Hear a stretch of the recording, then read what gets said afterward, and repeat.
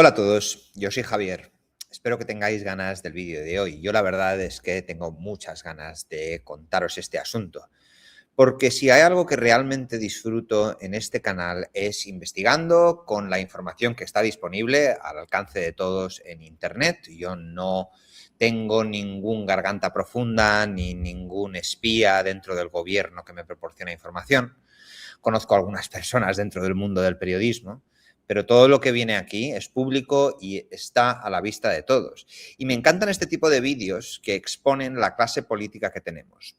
Antes de empezar, conviene recalcar que aparecer en los papeles de Jeffrey no te convierte en un criminal, ¿vale?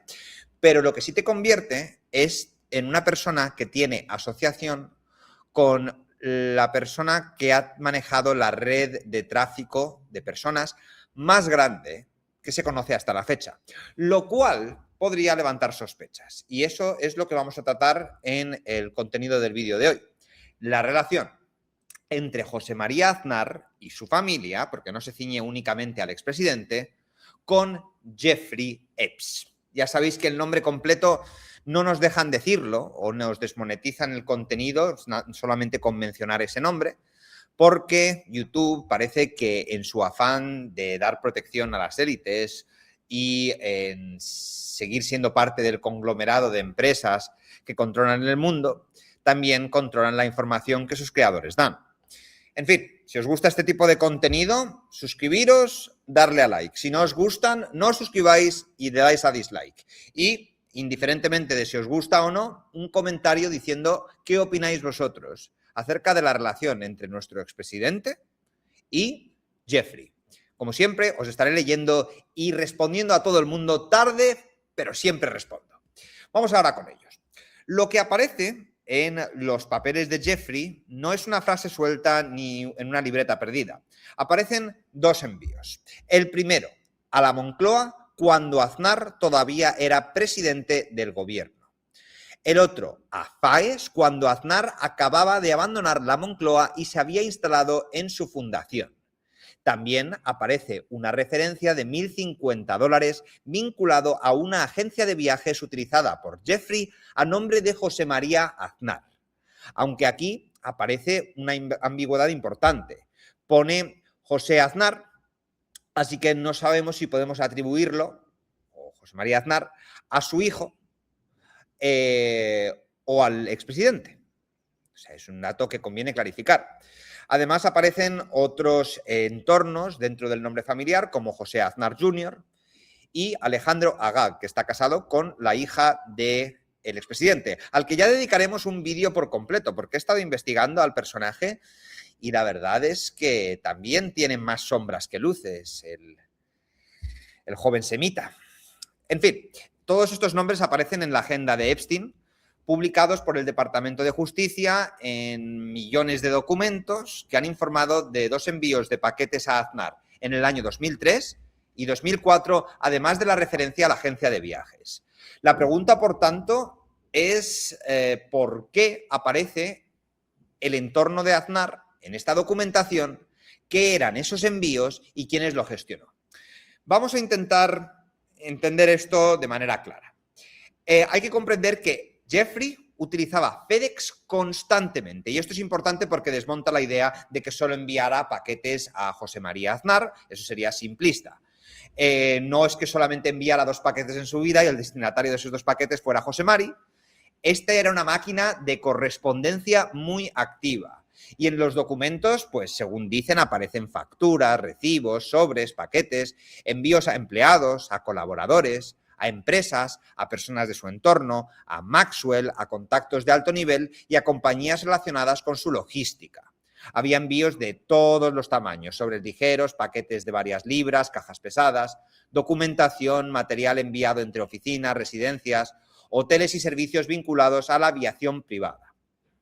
Y esto cambiaría un poco el enfoque porque los paquetes no son raros porque Epstein enviara paquetes. Eso lo hacía continuamente. Lo raro es el destino.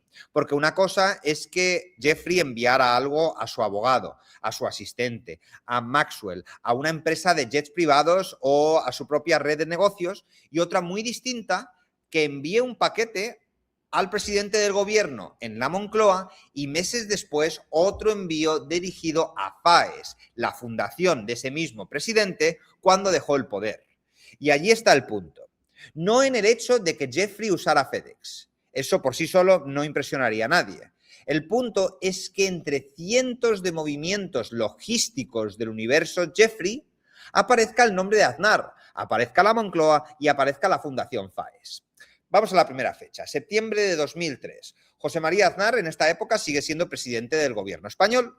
No estamos hablando todavía del expresidente que da conferencias o el presidente de FAES y mira la política desde fuera. Estamos hablando del Aznar que está sentado en la Moncloa, que es amigo de Tony Blair y de George Bush, que apoya la guerra de Irak, la foto de las Azores y ha decidido que, o está decidiendo quién va a ser su sucesor dentro del Partido Popular.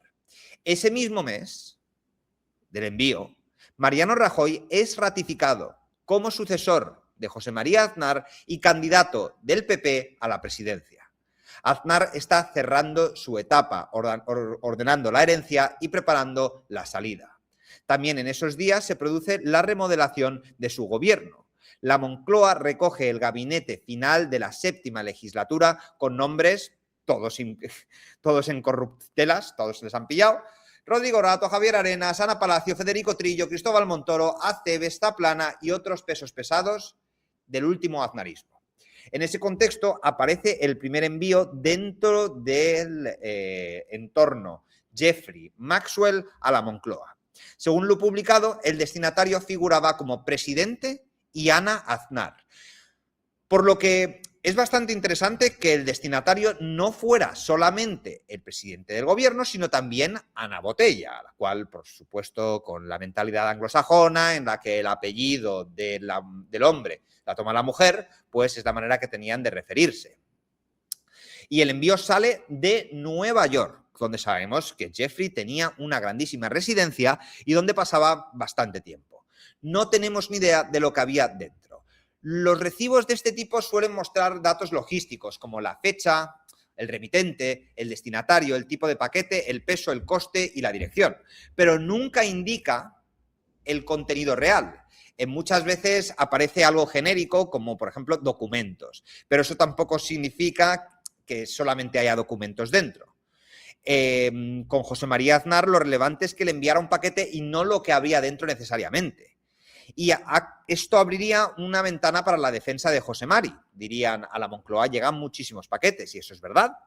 Llegan cartas, llegan paquetes de embajadas, llegan invitaciones, regalos institucionales, documentos, propaganda, peticiones, informes y rarezas de todo tipo. En cualquier gobierno mundialmente hablando, vamos a encontrar que existe una gran correspondencia. Así que un paquete que llega a Moncloa no necesariamente tendría que significar nada malo. Pero que llegue por parte de una persona individual que estaba tejiendo una red de tráfico en esos años, lo convierte poco menos que en sospechoso. El remitente no era un ciudadano cualquiera, ¿vale? No era un don nadie, no era un Paco de turno, para nada. Era del entorno de Jeffrey, un hombre que precisamente construía poder mediante contactos, favores, nombres, invitaciones, chantajes, logística, acceso.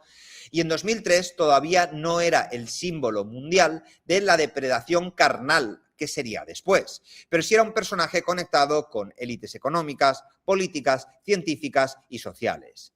Segundo, no hay un solo envío. Después aparece la referencia de octubre de 2003. $1.050 vinculados a Shoppers Travel Inc., agencia de viajes utilizada por Jeffrey a nombre de José María Aznar. Este punto es jugoso. No podemos afirmar que Jeffrey pagara un viaje al expresidente como hecho cerrado, pero existe la posibilidad que el nombre correspondiera con el hijo. Tampoco sabemos con la información publicada qué viaje o servicio cubría esta cantidad. Lo que sí se puede decir es que la referencia existe y que aparece en medio de la cronología, después del primer paquete a la Moncloa y antes del tercer paquete a FAES. Y allí surge una pregunta. Si no tiene importancia, José María, ¿por qué no aclara lo que había en estos paquetes? ¿Qué servicio eran? ¿Qué aparece? ¿Por qué no aclaran qué servicio contrató Jeffrey de la agencia de viajes que estaba a tu nombre? Cuando una persona tiene una empresa, los datos de esta empresa son muy fáciles de registrar y además siempre queda pendiente una documentación que, considerando el nivel obsesivo de José María Aznar, me extrañaría que no lo tuviera. Él ahora mismo lo tendría tan fácil como decir, mira, Jeffrey me envió esto por esto, cuando yo era presidente, a la Moncloa por estas razones. Y además es que fue previo a 2008, que es cuando salió la primera acusación contra Jeffrey de malversación de gente que no ha alcanzado la mayoría de edad y corrupción y venta. Por lo que lo tendría bastante fácil José Mari simplemente diciendo lo que habría enviado y que él, cuando lo conoció, no tenía ni idea porque no había sido condenado hasta el momento y que post 2004 no hubiera absolutamente nada. Pero el hecho de que se calle a mí me produce sospecha. De todas maneras, vamos a irnos al año 2004. Marzo de 2004, España salta por los aires con los atentados del 11 de marzo. El gobierno de Aznar afronta la crisis más brutal de su etapa final, ya que se asocia al gobierno de Aznar, este ataque terrorista, con la guerra de Irak en la que participó José María Aznar y el castigo posterior en las urnas de todos los españoles que vota a José Luis Rodríguez Zapatero como el nuevo presidente de España. Bueno, en mayo de 2004, ya con Aznar fuera de Moncloa, fuera de la presidencia, recibe un nuevo paquete de acuerdo a los documentos de Jeffrey. Esta vez va a la Fundación FAES. La secuencia limpia y sin adornos quedaría así. Septiembre de 2003, paquete a la Moncloa. Octubre de 2003, referencia de viaje a nombre de José María Aznar. Marzo de 2004, caída política del PP tras el 11M. Abril de 2004, Aznar deja el gobierno. Mayo de 2004, paquete a FAES. Los medios que han informado sobre estos documentos señalan precisamente dos destinos. Primero como presidencia del gobierno y luego como fundación. Una vez más, no es prueba criminal, ¿vale? Pero sí lo convierte en una historia políticamente relevante, porque el segundo paquete impide cerrar toda la explicación cómoda de que los envíos a Moncloa llega de todo, pero a FAES no llega de todo, en el mismo sentido que a una presidencia del gobierno. FAES es el nuevo espacio personal, político e ideológico de José María Aznar. Y si el primer paquete podía diluirse en la maquinaria institucional, el segundo apunta ya a una dirección mucho más vinculada al expresidente después de su salida del poder. Insisto, no tenemos ni idea del contenido. Pudiera ser una invitación o documentación o un libro o un vídeo. ¿Quién sabe? Puede ser algo sin ningún tipo de importancia, pero mientras no se clarifique, la pregunta permanece. Y mientras la pregunta permanezca, nosotros vamos a seguir investigando y mirando todos los detalles que podamos saber para estar más cerca de la verdad. ¿En manos de quién está a contar la verdad? Pues en manos de la persona que recibía los paquetes de Jeffrey. Que no eran muchos españoles los que recibían paquetes de Jeffrey. El único, José María Aznar. Y bueno, y luego el jefe de Estado, el rey emérito, que en 2018 se supone que cenó también con Jeffrey. Bueno, dos buenos amigos españoles que tenía. Uno le enviaba paquetes y el otro se lo llevaba de cenitas y a saber qué más. Pero en fin, eso sería especular. No vamos a especular. Un detalle importante es los contactos. Según las informaciones publicadas en la agenda de Jeffrey, aparecen nombres del entorno familiar de Aznar, como él mismo, como José Aznar Jr., como Alejandro Agag, su yerno, como Ana Botella, su mujer. Una agenda no es una sentencia. Jeffrey tenía contactos por todos lados. De hecho, Moratinos, presidente de la comunidad extremeña durante bastante tiempo y también miembro del gobierno, aparece en la lista, ¿vale? En el caso, por tanto, no debe plantearse como José Mari era 100% amigo, porque no está probado. Pero el universo documental de Jeffrey toca varios puntos de su entorno. El final de su presidencia, su relación privilegiada con Estados Unidos, su salida traumática del poder y su aterrizaje en FAES. Y esto es el patrón general. hemos dicho, enviaba paquetes a mucha gente. No todos esos envíos tenían contenido que se pudiera considerar ilegal, inapropiado o turbio, ¿vale? Algunos serían gestiones administrativas, pero todos formaban parte de la infraestructura de relación. Jeffrey no solo tenía casas, aviones, dinero, tenía una red amplísima de empresarios, personas de la cultura, políticos. Por eso los paquetes de Aznar importan, y en mi opinión importan mucho. Porque si nuestro expresidente en el momento en el que estuvo en el gobierno y después de estar en el gobierno habría tenido relación con una persona que manejaba una red de tráfico enorme, pondría a nuestro país como una zona de batalla en la que diversas oscuridades pudieran estar ocurriendo. Y esto se tiene que clarificar de una maldita vez. Y se deberían de pedir responsabilidades al expresidente para que clarificara qué pelotas le envió este tío. El país, además,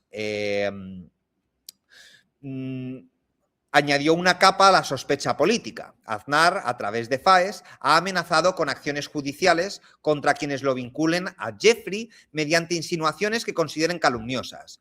Pues yo aquí, Aznar, te voy a dar contenido de sobra. Denúnciame si te sale de los cojones, pero voy a hablar del tema hasta que tú hables. Y si la fundación quiere denunciarme, pues que me vengan a denunciar, que me da igual, me da lo mismo. Sois todos unos monstruos, sois gente que ha creado una absoluta élite y os creéis intocables. Lo único que dijiste es, yo no conozco a ese hombre. Vale, perfecto. Eso no es demostrable que tú le conozcas. Dinos, ¿qué te envió? ¿Qué te envió? Si solamente eran unos recibos o unos documentos previo a 2008, no tienes de lo que preocuparte. Porque antes de 2008 Jeffrey no estaba condenado por nada. Entonces, lo único que tienes que salir es a clarificar estos dos paquetes y que tu nombre aparezca en lo de la agencia de viajes, que bueno, que es raro como poco. La reacción posterior ha sido que la amenaza judicial no responde a la pregunta documental. Y esta advertencia de FAES a que cualquier persona que le vincule con Jeffrey lo va a denunciar, pues yo voy a recomendar que me denuncie entonces, porque existe una conexión entre Aznar y Jeffrey, porque si no, no aparecería su nombre en paquetes enviados a la presidencia y a su fundación y en todos los papeles. Así que, ¿qué? ¿De qué tienes miedo? ¿De que te vas a poner a denunciar, José Mari? ¿De qué tienes miedo? ¿De que se descubra algo que no quieres que la gente sepa?